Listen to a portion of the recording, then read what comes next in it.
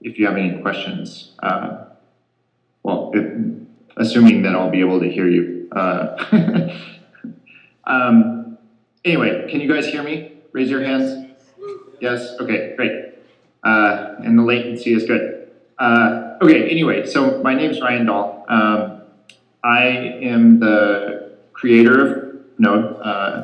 I started Node back in 2009, early 2009.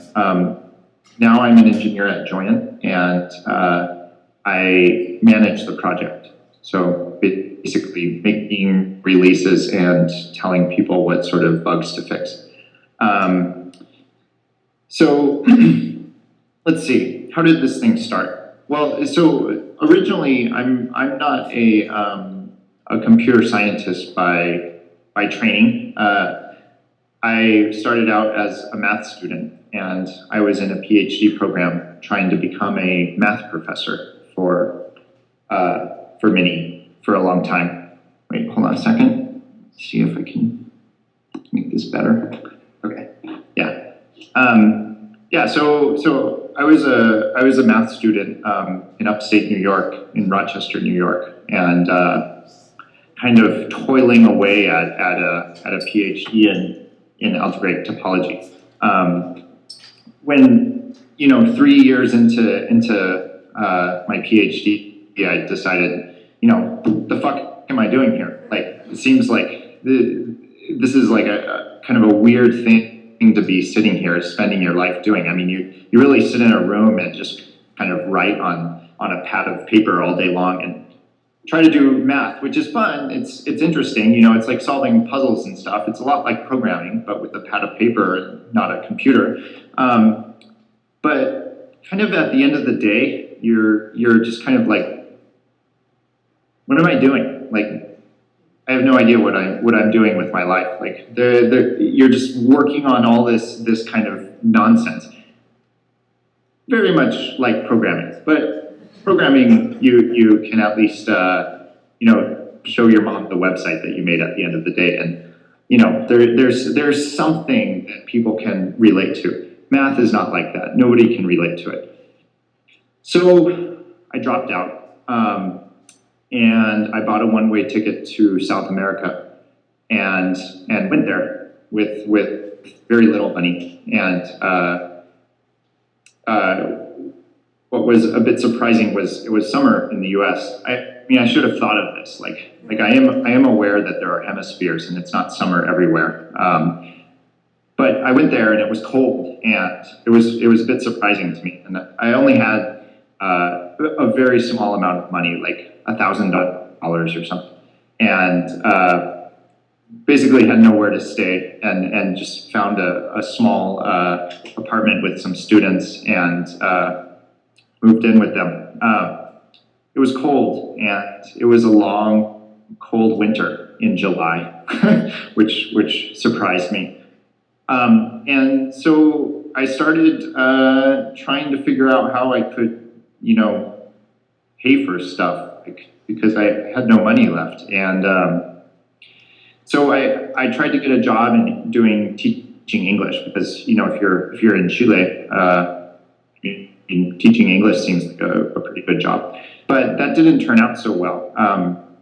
Instead, I met a programmer, another American that was hanging out there. And he was doing PHP websites. And so I thought, well, sure, I can help you do that. Of course, I had been doing some programming in university experiments and whatnot, so it wasn't new to me. But this idea of like programming for work and doing web things was somewhat new. So that's how I got started. I got started doing very basic PHP websites. At this time, this was 2006 or something. Rails was starting to get popular, and I got very interested and excited about Rails. Unfortunately, I only ever built one website with this stuff. My career as a web developer wasn't very long. I was very excited about building websites, but very quickly realized that these websites that you built were pretty slow and would like just keep my computer's CPUs hot like all the time, which was a little bit strange to me. And so, you know, you go digging and you try to figure out what's going on. And there was a lot of people who were trying to make Rails better at the time. And there was a project called Merp, where they were trying to redo basically make Rails better, make Rails faster by kind of re-architecting it.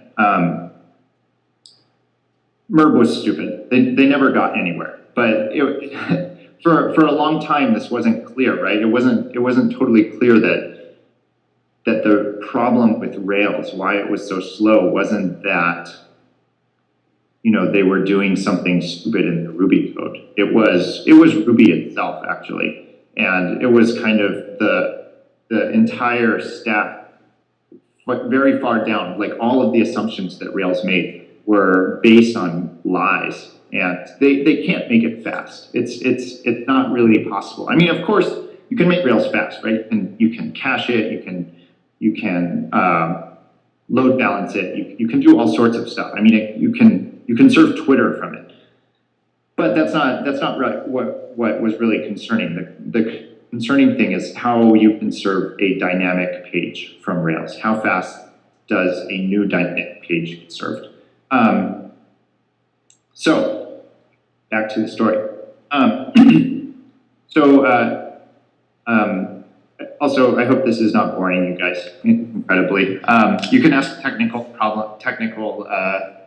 things later. I'm just going to relax here. Okay, so yeah, let's see. So what happened? Well, there was this guy. There was a couple of people doing this stuff, right? So there was Ezra, who ran the Merb project, and there was this YCats guy who's very famous now, working on the Rails project, and a lot of other people kind of involved in this scene of trying to make Rails faster. There was Zed Shah, who was working on Mongrel, which was really a inspirational project, right? I mean, this was kind of the first time that you could throw together a web server as if it were just a library, right? It was extremely trivial to set it up. Before that, I mean, yeah, I guess there was Perl and some other things, but I don't know. I feel like Mongrel really changed the scene when people started conceptualizing web server in a different way. They weren't, before this, a web server was a directory with a document root, and you put files there. And like sometimes they're CGI scripts, sometimes they're PHP files, but you had to have like, you know, each file had to have like a special extension, and based on that extension, Apache's going to go look at it and decide what to do with it. And you know, all the files in it were the files on your website. Somehow it was extremely tied to the file system. And I feel like until Mongrel, it wasn't clear, or at least to me, that like a web server could be anything different. I thought a web server was a directory of files. And Mongrel changed that. It was a library. And what does a web server do? It's not a directory of files. It's a way to respond to requests. You get a request coming in and you respond to it. And there's nothing else involved. If you want to serve files, well, that's you have to go look in the disk and load up that file and send it back to the server. That wasn't part of the web server necessarily. So Rails had this problem, which was that for every request coming into the server, they did a big lock. They said, okay, until this request complete, like request comes in, and until this response is made for this request, we're not going to do anything else, like nothing. We are shutting down operations until the response comes. And a lot of people recognize this as the major problem with Rails. It had zero concurrency. It could handle exactly one concurrent client. And so MERB recognized this and spent a lot of time trying to get away from the request lock that Rails was doing. But it turned out that the problem was deeper than that, because Ruby's threading model was so utterly fucked, so deeply. It's so broken and bad that it didn't even matter if you could run multiple Ruby threads and multiple requests at a time. Because in the end, Ruby actually is a single threaded program. It can only run one thing at a time. It has a lock around all of its thread. So you actually don't get anything. I mean, Ruby is not every other programming language, but Ruby and Python, I mean, they do not get away with parallel execution. They can't execute, two bits of code at the same time. So all the work that MERB did to kind of get rid of Rails's lock around every request really didn't buy them anything, because there was a deeper work inside the interpreter. Well, so about this time, Ajax was getting popular, and people started doing interesting things with websites.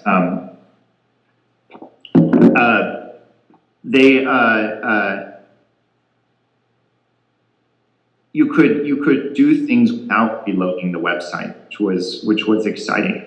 And the most exciting thing to me was that people started uploading files to web servers. Previously, you wouldn't upload a file over HTTP. HTTP is about serving hypertext, right?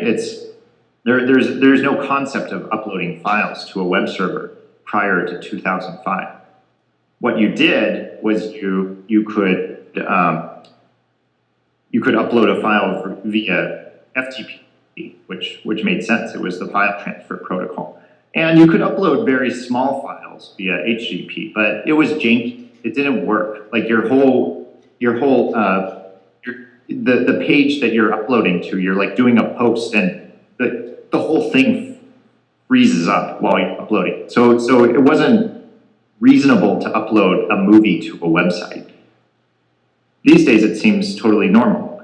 The key difference that was needed was the ability to somehow show the user what is going on with their upload, right? An upload progress bar. Do you guys know how upload progress bars are implemented? Probably. Raise your hand if you do. Yes. Kind of. Yeah, so I saw this demo. I think I saw it first on Flickr, where you would like upload a image, and it showed you a progress bar, and it's like, whoa, holy shit! What are you guys doing? Like, how did that work? How did you guys just show me a progress bar while I'm uploading this thing? Because we know very well that the DOM does not give you any information about how much of the file you upload. So how exactly is it that the website showing me, this progressive progress bar showing me how much I've uploaded? So here's how it works. When you start uploading a file, at least this is how the original ones worked. You would start the upload, but at the same time you would make little AJAX requests to the web server. You'd say, how much have I uploaded? How much have I uploaded? How much have I uploaded? How much have I uploaded? Like every second. And most web servers had no idea how to handle this request, but Mongrel was pretty cool. It could actually, there was an early plugin by Technoweenie, I think, who did this. So you're actually uploading the file to the web server, writing it to disk, and every once in a while you would make an AJAX request to a certain URL, and it would check that file and see how much had been uploaded, and return that information to the user. And then in JavaScript you could update the progress bar. I mean, this was amazing. This was very cool technology. I mean, suddenly websites are interactive. Suddenly you can upload things. Like, this changes everything, right? Like, before this, you needed to write a custom GUI application to upload a file. I mean, it was kind of so I would say that Node stems primarily from trying to solve the upload progress bar problem. I was fascinated and I wanted to know every possible way of doing this, how it could be done the best. And originally this was all within, I wanted to find every way you could do this. And there was a couple of ways. You could do things where you would have a little hidden iframe, and the iframe would load a certain URL, and you would send little script tags back, like a kind of a progressive page that was loading. It would load very slowly, and a little script tag every once in a while would come in. And with those script tags, you could upload this progress. You could adjust the progress bar. You could do the AJAX thing where you're hitting the server with these requests every once in a while. That was also possible. But then there was this new technique, which was long polling, which is a little different than hitting the server with an AJAX request all the time. Rather, you would hit it, and if nothing had been uploaded, like if the file hadn't changed size or hadn't changed enough, then it wouldn't return immediately, which was great because back with Mongrel and Merb and stuff, hitting the server with another AJAX request was heavy. I mean, you're really consuming massive resources to service a request like that. So long polling was very interesting. Like, how could the server not respond to something? Long polling and kind of doing this progressive script tags in an iframe were the same. Like, as the server got an event, you would reply, right? The server had some concept of what was happening to it, and that's what I wanted to do. That's what I wanted, a web server that was optimized for its behavior. And I went through many iterations of this. First with Mongrel, and then I started my own Ruby server project, which was called Ebb. And it was basically BV. But I just couldn't make it fast. It was a very, Ruby is just a very slow language. Like, you would run these benchmarks, and you would just notice, like, so I mean, it was like half in C and half in Ruby. And every time I added a line of Ruby, the web server would get 5% slower. And I'd be like, no shit, all right, well, put that line of Ruby back into C. And it would get 5% faster. Be like, okay, great. But pretty soon you realize, like, what the hell? Like, Ruby is really really screwing up my operation here. Like, what am I getting out of this? Okay, I get this really beautiful language, but I mean, is this really necessary? So I abandoned Ruby, much to my dismay, because I think it is, I still believe it is the most beautiful syntax of any programming language. And I looked around for other options. So I tried to make the same web server, but just purely in C. Thought, maybe people just write their little web progress bar. The server side of this operation is a lot of stuff. Maybe they can just do that in C, and it's going to be super nice and super fast. But nobody was very interested in this. I did this, but you can't excite people about this library. It's too baroque. It's too strange. It's too unfamiliar to the average web developer. So I realized that it needed some sort of high-level language if I was, if I was actually going to get real users using this. And I looked around, and I spent some time with Python, and I spent some time with Lua, and I spent some time with Haskell. And in each of these, basically trying to do the same thing. I want to present the server. I want to present the user with this non-blocking sort of system. And by this time, that was the concept. What if we could go completely non-blocking? What if we could put everybody into a single thread? Does that make it easier? Can they handle that? Because if we can, then we can avoid all these issues that you have with dynamic languages where they have global interpreter locks. You can put it all in one thread. That doesn't matter. You're not relying on the interpreter to be super good at concurrency.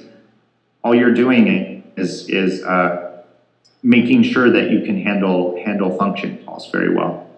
And I think around January of 2009, like it just I was sitting with my friend and I just had this idea like, oh shit, JavaScript, like fuck. It was like so perfectly clear at that moment that like oh my god, this is the language. Like I mean I'm surprised now that like nobody else was seeing this thing as it was like in 2008, because I mean by 2008 there was already a lot of interest in JavaScript. There were already little JavaScript communities springing up. V8 was released in December 2008. It was clear at that point that these companies, Google and Apple and Microsoft and Mozilla, were going to be having an arms race for JavaScript importance. It was realized that this was actually the crucial thing. And to me, it was perfectly clear that this was how you could build really cool web applications, very interactive web applications, because you have the right features. You had anonymous functions. You had closures. And I think the most important about JavaScript, which is not really a feature of it, it's just that nobody used it. It didn't have any preconceived notions of what it meant to be a server-side program. There was no way to open a file. There was no way to have a web server. There was no libraries to do these things. And that was great, because if there was, they would have done them wrong. And if they did them wrong, then the system would have been screwed. In a non-blocking system, as soon as you introduce a single blocking component, the whole system's screwed, right? You don't have threads, you don't have a way to deal with these blocking components of the system, then it's broken. But what was beautiful about JavaScript was it was pure. It was only functions. It was only addition. Like when I got the V8 library, what does V8 give me? Functions and math and arrays, but nothing about opening sockets, nothing about opening files, nothing about anything related to the operating system. And so that was great. So with that, I by this time I was doing a bit of contract work. I was living in Germany. This was a couple of years after I had to South America. And I was working primarily for Engineard, just kind of doing little contracts, I did like a little Nginx module, and kind of specializing in making little non-blocking servers. So, I mean, these things kind of came hand in hand with what I was trying to do with my job, which was, make servers, but less painfully. I quit my work, and I worked on Node for 6 months, basically straight. I was completely convinced that this would be a thing. Wrote very nicely to the JSConf people and begged them to give me a slot where I could present it at JSConf EU. And I did that in November 2009. And the conference was wild. I mean, I had been to conferences before, but not as a speaker, not to programming conferences as somebody who was presenting something. And I was extremely scared presenting this thing that I had been working on for 6 months. And I remember I went up there with my crappy Linux laptop and tried to plug it into the sound system. And there's 300 people there, like expectedly waiting for me to do something. And of course, the video drivers did not with the projector. And I was just like, oh my God, what's going on? And so we switched out the laptop at the last minute with a Macintosh, and of course that worked. But I was all thrown off, and they were just like, whatever, we don't have any time, go. And then just suddenly, like I had to speak. It was really scary. I gave that talk, it was an hour long. I think these days people try to keep their talks down to 30 minutes or something. Like JSConf doesn't have the long talks anymore, but this was an hour-long talk. And so I was just up there, just blindly blabbering about this crap that I was thinking about and had been working on. And just the whole time thinking, oh my God, like, what am I doing here? Like I have to get out of here. This is going terrible. Like obviously I'm a crackpot, and I've got my stupid project that doesn't even work, and I'm just what if I just walked out of this room? I'm in Berlin. Like, what if I just walk out of this room, walk down to the train station, get on a train, and just leave? I'm like, I don't even know these people. It wouldn't be so bad. I can just go back home and it will be okay. This talk so what was great was I had prepared a demo beforehand of a little IRC server in JavaScript. And without my laptop, I had it running on a server somewhere. And amazingly, this demo worked. I mean, this was the crappiest demo ever. It could have blown up at any second. And amazingly, during this conference, I was able to connect to it with a foreign laptop, run it on there, and have people connect over the shitty conference Wi-Fi to my server running this very, very early version of Node, and connect on IRC with their IRC clients. And people were just astonished. They're like, holy shit. And I put up the code, and it's 400 lines of JavaScript. And I mean, this could have gone so bad. Could have been yeah, well, it's supposed to work, but it doesn't. You can imagine it being an IRC server. But when you actually are there in the year 2009, and you can connect to a IRC server, and you're chatting with other people, and then somebody's like, this thing's written in JavaScript, 400 lines of JavaScript. You're at the first JavaScript conference ever, and you're kind of a little fanboy. You're into JavaScript, but it's kind of the odd language out. Most people are doing Ruby and Python and stuff, and this is not considered a real language. And suddenly there's an IRC server that you're connecting to, and you're like, wow, holy shit! There's 20 people in here chatting. This was a good demo. I'm very glad that it worked. So the talk actually went really well, although as I said, I was terribly frightened the whole time.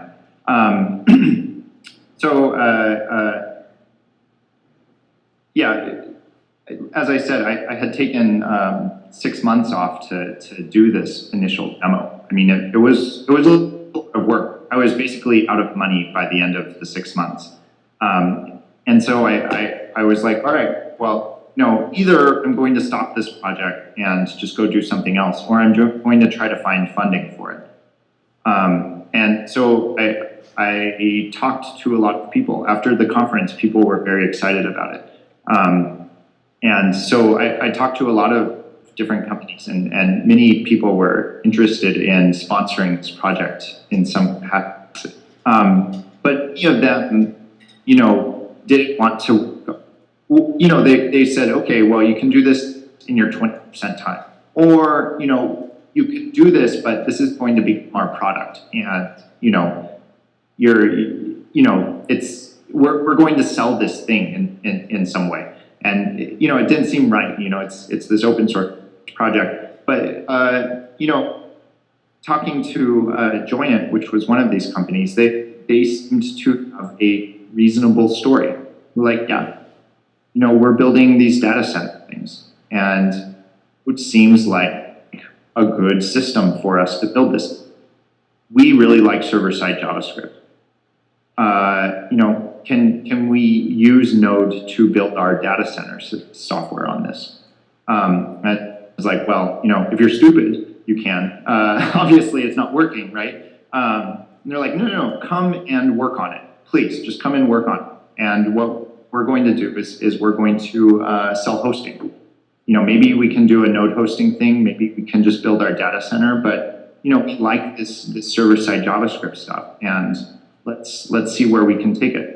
And so I moved out to San Francisco to work at Joyent, and have been here for the past year and a half, working on Node full time, which is great. So these days, Node is a big. Let's see. On Node Core currently, we have 5 full-time people working on it. So there's Ian and there's Isaac. He's the author of NPM. And there's Bert and Ben. They're 2 guys in the Netherlands. And there's a guy at Microsoft assigned, full-time to help us with the Windows port. So it's a good-sized project for an open source project that's not making any money. We're a nice team. But it's very exciting because there's a lot of different people who are building websites with it, and startups who are using this as their platform. So it's a lot of fun for us.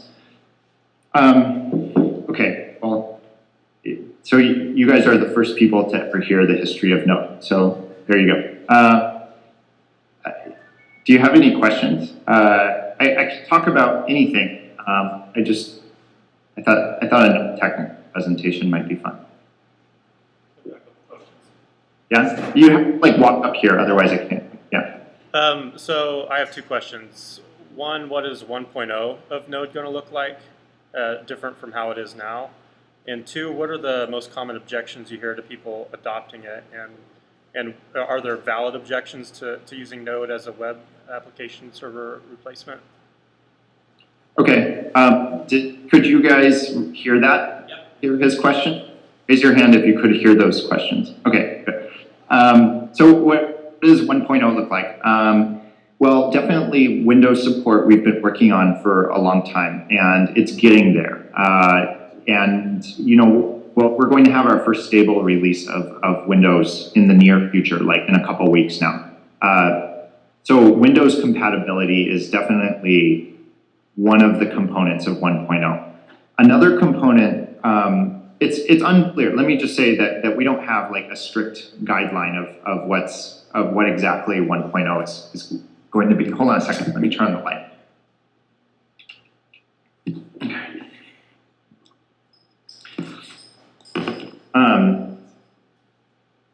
So there's some other things. So one thing is debugging. There's a lot of things in V8 that allow people to examine their programs and see what's going on. And at the moment, for the most part, they're not exposed.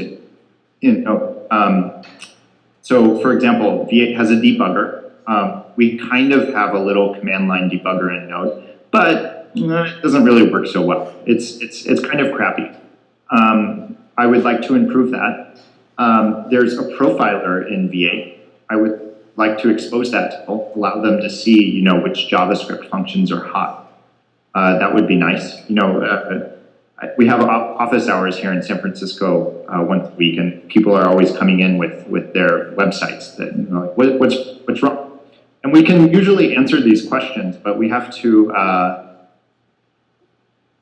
we have to do some trickery. It would be nice to kind of have this exposed as a really easy way to figure out what are the hot paths in your program. There's also a heap profiler in V8. All of this is there, right? It's there in Chrome. We would like to expose that. We would like to be able to take snapshots of the heap and do diffs between snapshots so that you can search for memory leaks. All this stuff is there. It needs to be exposed to the users in a decent way. So that will probably be the main effort after the Windows stable release in the next couple weeks. Is improving the debuggability of Node programs. There is some other ideas on the table as well. One of the new ideas is called domains, which let me set it up this way. Sometimes, so there's this guy Felix, and he has a web server where people upload large movies to it, and it's written in Node. And so these uploads often take a long time, like an hour or something. And so he's got his you know, he's got a distributed system. He's got many nodes, but each node handles multiple uploads, right? It would be ridiculous for one node to handle each upload. So, you know, he's got, you know, tens of uploads on each node device, on each node process.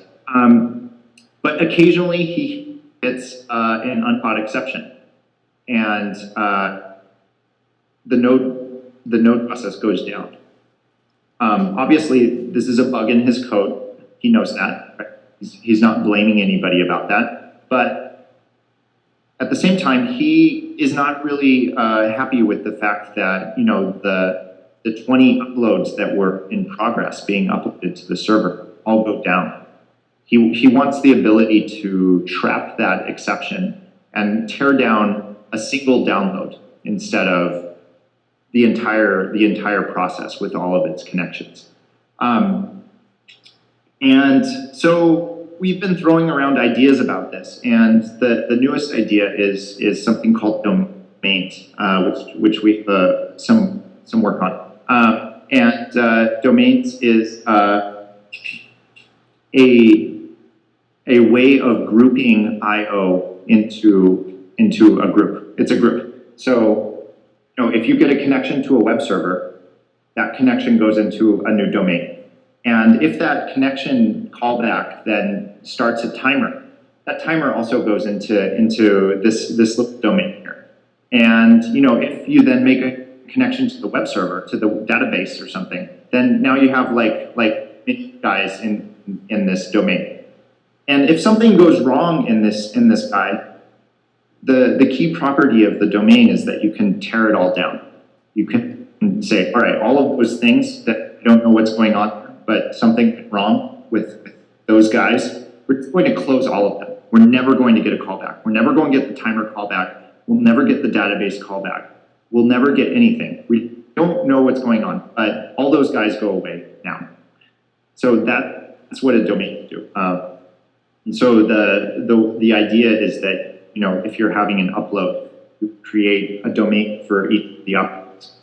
And if something ended up going wrong with one of those uploads, you tear it down without destroying everybody else. Unclear how that will go. It's a new idea. So depending on you know, kind of the experimental work in that area, version 1.0 might be very simple. Might just be Windows plus better debugging, or it might be, you know, Windows plus better debugging plus domains. Unclear yet. With domains, I think we can address a larger problem space than we are currently, which would be nice. Okay, and now I've got this question. was what the biggest objections are to adopting Node, and Oh, if yeah. you think any of those are valid. Oh, yeah. Biggest objections to Node. Well, people originally really disliked the whole fallback soup thing. They were like, man, you can't do this. Like, this is not going to work. There's a reason why all of our programming languages are blocking, and it's because you can't write programs like this. That perception has largely gone away. We have a lot of people writing Node programs now, and a lot of people find this style of programming, as do myself, as do I, a better and more, it's easier to think about, especially with things where, servers where there's lots of things happening, right? Very many asynchronous things happening. Obviously, for very synchronous tasks, it becomes painful. If you're writing a batch script for a server and it's just doing one thing after another, then callbacks become pretty painful. We're not addressing that problem space. Our problem is writing network servers easily. And so I think that is probably the major complaint, but largely people are not addressing that anymore. Not talking about that so much anymore. Another complaint has to do with immaturity of the project. I mean, it's new. There's bugs. You hit seg faults occasionally, but that's also getting better. And people are feeling a lot more comfortable with Node, running it on port 80, and doing just kind of treating it as a normal piece of software rather than a totally new piece of software. There's kind of a set method of publishing a module and laying out your modules and how you design your projects and stuff. And that was unclear for a while. And people complained about it. They're like, how can I, in Ruby, it's like clear how I do this stuff. How do I do it in Node? Like, well, I don't know. But now we've kind of figured that out. So, I mean, that's around a bit still. I mean, we still have bugs and we're less stable than Java, obviously. But that will change with time. We're only 2 years old here. There are other complaints about. So basically, the two things that I brought up of like things that we need to address for 1.0 are major complaints. One is that debugging these systems is difficult, especially because you're kind of always destroying your stack. You don't really have, in threaded programs, you often have a big stack that says, okay, I was here and here and here and here and here, and you can see where you were when you hit an exception. In Node, you don't have that so much because you're always going back to the event loop. Do you understand when I do this? It means stacks. It's good to have like hand signals for all sorts of programming things, like stacks are this, and load balancers are I have to do it like this, and like people connecting to a web server is like fingers going like this, and also you have to have like some sound effects with this, right? Like if people are hitting your web server like crazy, it's like static, right? You have to imagine that's happening, because otherwise, if you don't have the sound effect when you're programming, you get a little confused because it's really like okay, so yeah, so one complaint is debuggability, and hopefully we'll be able to address that. The other complaint, which I think is pretty valid, is this upload problem, and I think it manifests itself in many ways. And this is really where Erlang is a superior system. You can, in Erlang, you have these really cheap ways of sanctioning off bits of your server, and that's nice. You have some method of preventing your whole server from going down. I also hope that we address that problem. We addressed it somewhat by saying, just start a new process, and that does prevent you. If you have your node process and start a child process and handle all of your logic in that child process, That's fine. If that guy blows up, then you'll be able to survive. But, starting a child process, it's pretty heavy. It's like 30 milliseconds to start a new node process. And that's just a bit too heavy for doing it for every request. What you really want is something that's super cheap and can sanction off a bit of your program and kind of prevent you from doing faults. So at the moment, we have a lot of, Node is somewhat unforgiving, right? If you hit an exception, you're going down. You're going down and you're taking connections with it. So hopefully we can do a bit better with that. Other questions?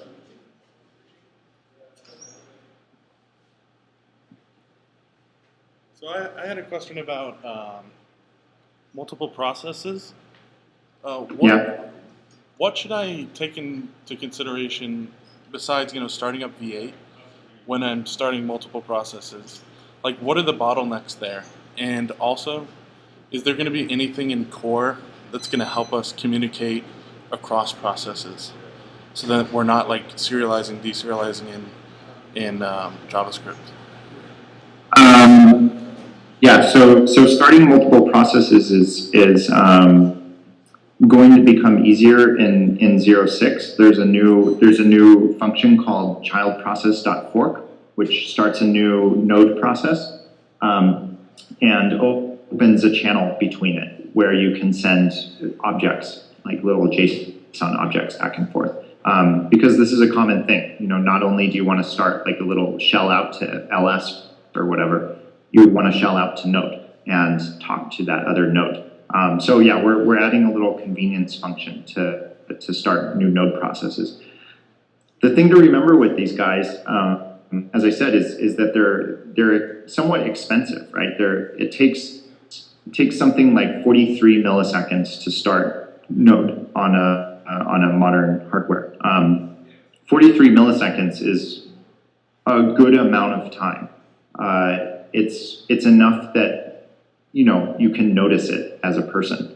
And so it's not really acceptable to be starting a new process for if you're writing a very, very tiny web server that's doing really small amount of stuff and you're responding in less than a millisecond. You don't really want to add 40 milliseconds to that to start a new process for each request.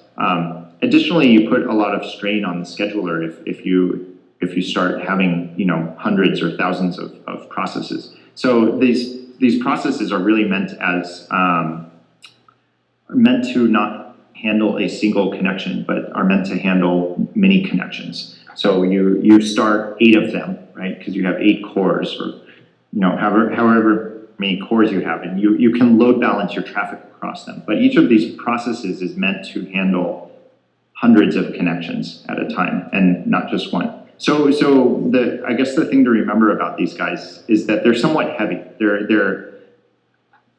heavy. They take 40 milliseconds to start. They take 13 megabytes of memory initially at minimum.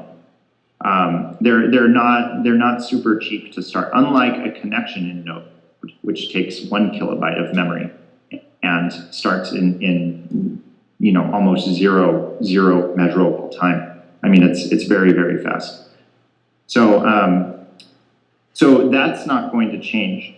And also, when you talk between these processes, the data has to be serialized. So we're going to have convenience methods for sending JSON between these processes, but still, you're serializing data. There's no magic way of taking an object from one process and giving it to another process and not have it go through a pipe of some sort. Somehow it has to get over there, and the V8 heaps are never going to be shared. That's way too magical. So what we hope is that we can get away with kind of cheaper constructions, cheaper ways of kind of making a process like object, but that is cheaper. One way of doing this is with V8 contexts, where the startup time for those guys is something like 1.5 milliseconds. So a lot cheaper, but also, 1.5 milliseconds still is pretty heavy. If you're already responding sub-millisecond. So, you don't really want to add 200% just to have some fault tolerance there. So that's kind of where these domains come in again. Like this is the cheapest possible form of kind of sanctioning off stuff. And in domains, they're very ephemeral. They're nothing really, and you can share objects between them. So yeah. So multi-process stuff is going to get easier to do in the future. So a lot of this stuff that is in the cluster library, where you kind of you can start multiple processes and load balance across them. Probably that sort of functionality will come into core.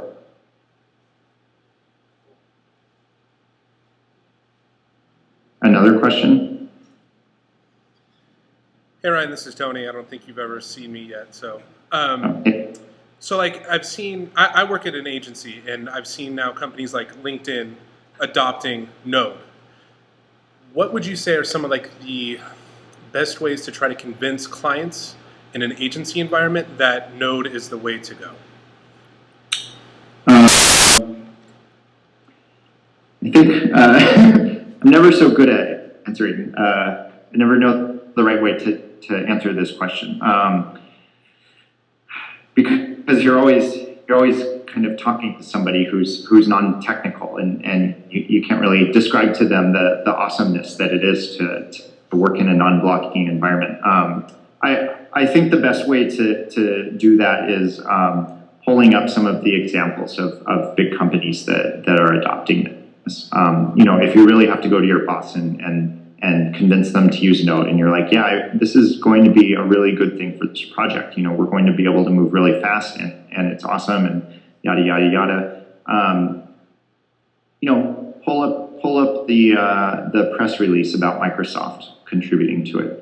Pull up the press release about LinkedIn using it. Pull up one of the vice presidents of Yahoo talking about Node. I think these sort of points of reference help in making a case for using a new framework like Node. Thank you, and I'm hoping all the owners of businesses are listening to that right now. All right, this is Olu, Hey. and quick question for you. How long have you been developing, writing applications, programming, whatnot? I've been programming for a long time, since, I don't know, 15 years or something, but I've only started doing web stuff for the last 5 years. Okay. A lot of us here are at like different stages in our careers, or are not even programming yet. What are the 3 tips you could give a developer today? Like, what are the three top lessons you've learned as a programmer? Okay. All right. So 3. Okay. Well, I have to think. I'm not very prepared for this. Let me think. So I would say the number one thing is to be curious. And when you have a question and you don't know how something works, follow through with it. Find out what's going on there. Like, don't be discouraged, and don't be frightened from seemingly technical, too technical things. I mean, always at some point, you go lower in the stack and you realize, Jesus Christ, I'm out of my league here. It always happens. Nobody understands the computer. Like that is this Macintosh that I have here. It's too much technology for one person to understand. So I mean, you can never understand everything. But you should push yourself to go deep into the system, and you should push yourself to understand what the bugs, what is causing the problems you're seeing, and you should push yourself to understand the system as well as you can.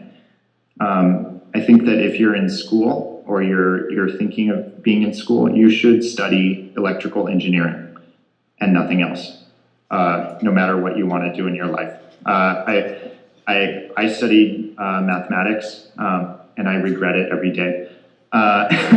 It's there's nothing like a degree in electrical engineering. They will push you and cut your skin off and throw salt on you.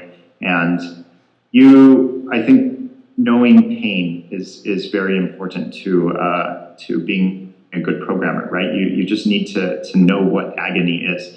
And if you get a degree in electrical engineering, you will know agony. Probably a good computer science program is good as well. I think it's important to have your own projects. So that was number one. Number two, I think, is important to make your own investigations and do your own projects and work. I mean, it's really nice, the open source landscape right now. I mean, you can contribute to everything. You should work on stuff all the time. And with that, I think people should be very courteous. I think that's an important part of being a good developer, is not being an asshole. Like what I think when I was 15, I thought I was hot shit because I could write a GNOME application and publish it on the internet and just thought I was like the coolest programmer on earth. But I mean, you just realize after time and time again that Jesus Christ, I mean, there are smart people in the world, and you are never hot shit, never ever ever. Like nobody is hot shit. Everybody is subordinate to somebody else, and just I don't know. I hang out in the Node IRC channel a lot, and there's a lot of teenagers there that get testosterone-y occasionally, and I just don't think that is good for people. Okay, and number three is that's all I have. Sorry, I don't know. Thanks. I actually have another question. A lot of the time when I try to talk people into Node or show people Node or JavaScript, there's this take on, oh, it's JavaScript, like JavaScript is not cool enough, it's not flexible enough. I still had to talk here briefly with a friend of mine. And there's this, regarding CoffeeScript, I'm sure you've heard a lot about CoffeeScript. What's your take on it? It looks really cool. I mean, I wish CoffeeScript was JavaScript. I'm not a particularly huge fan of JavaScript. I mean, it works. It's simple. It's a decent language, and for my task of writing simple network servers, it works really, really well. Like I said before, I mean, I really like Ruby. It's just too bad the interpreter is such total bullshit. Otherwise, we could actually use it for real programs because it's a beautiful language. I would like to use CoffeeScript as well, but at this point in its life cycle, which is nothing against CoffeeScript, it's just very young, it adds another layer of complexity. And at least for myself, working with already, very unstable software, I can't introduce another piece of that just for the syntax. Probably in a few years that's going to change, and CoffeeScript will be very well supported, and when you debug it, you'll get the right line numbers, and Node will be stable, and you can just kind of rely on this infrastructure a bit better. But at the moment, like I said, I have absolutely nothing against it. I think it's great. It's just for my taste, and I think for people who are trying to finish a project on time, if you're already working with Node, be reasonable. Don't introduce too much unstableness into your world.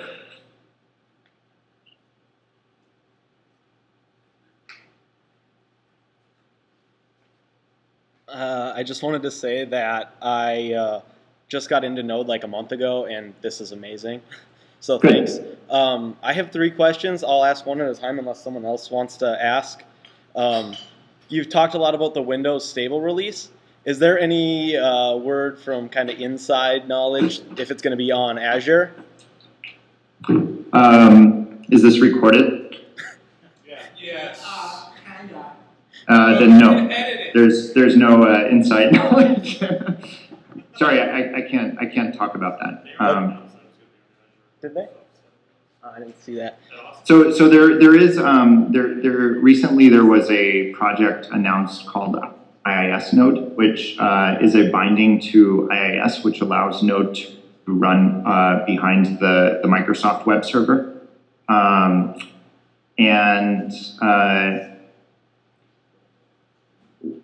we're getting more integrated into the Microsoft stack. But I can't talk about what's happening in the future with the stuff.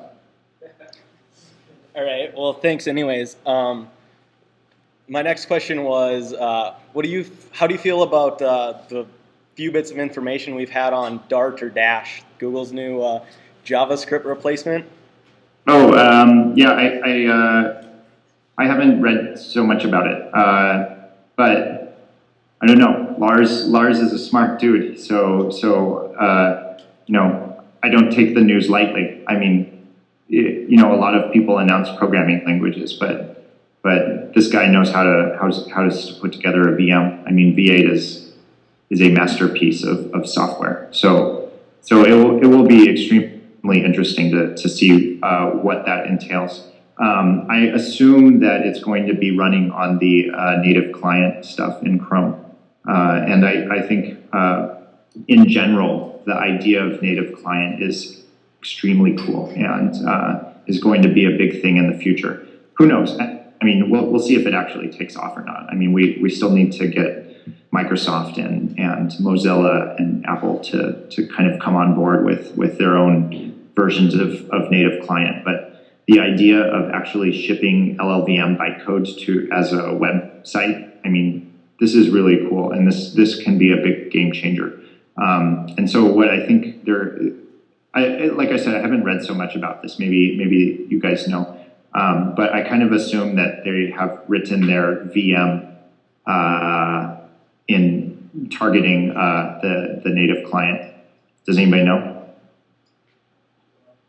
Yeah, I don't know either. So we'll find out in a couple weeks. All right. Well, my third question was, do you build any software on top of Node, like a Node server? And if you do, what packages do you use? Like, what's your stack? Yeah, I mean, at Joyent we use Node a lot, and we've got dozens of Node servers running around our stack, and I have worked on a couple of them. So, for example, we have a DHCP server written in Node, and we have an LDAP server written in Node, and we have several websites written in Node. And our websites typically use Express, yeah. Well, I mean, we're kind of boring from that perspective. I think generally we're using our own modules, but we do use Express. Thank you. Yeah.